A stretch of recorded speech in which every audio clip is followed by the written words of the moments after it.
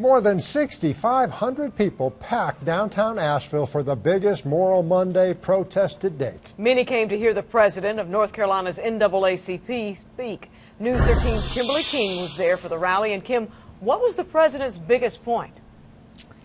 Tammy, the big issue for him was the voter ID bill, which many Democrats feel has hurt their base. Now, this park behind me was completely filled with people.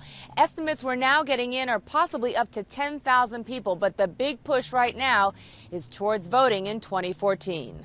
I have never been prouder of Asheville, and I have never been prouder to live in North Carolina than I am today. Supporters came with signs and spirit as NAACP North Carolina President William Barber took to the podium and hammered Republicans and leaders' actions. This is the day that we remind the governor and every governor after him that being elected doesn't give you the authority to be a bully. As keynote speaker, Barber drew a crowd experts estimate close to 7,000, a record for the rallies. Barber talked of the South's history of slavery and civil rights. They beat back Dixiecrats, and they beat back the Sovereign Commission, and they beat back Strong Thurmond, and they beat back Jesse Ham. Right here in North Carolina, they sang!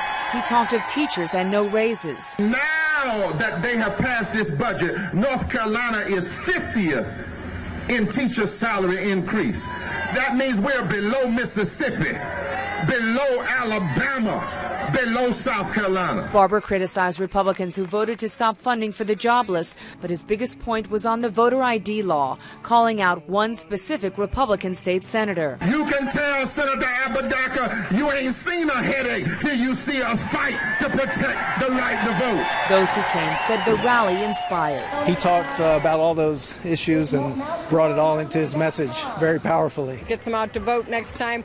These guys are on the wrong side of history. The message to not forget the outrage when it comes time to vote. If you think we're going to allow any group of politicians to take or suppress the right to vote without a fight, you must be out of your doggone mind. Now, another mountain lawmaker came out to meet his constituents, Representative Tim Moffitt, but in the end, he did get into a confrontation with a teacher who called him out about teacher tenure. How do you feel about teacher tenure? Are you going to vote to disallow teacher tenure in this state? Yes, I already did. You are going to vote? I already have. Security is the only thing that gets good people into this occupation. I have teachers in my family. The way that we're doing it is not getting us the outcomes that we need.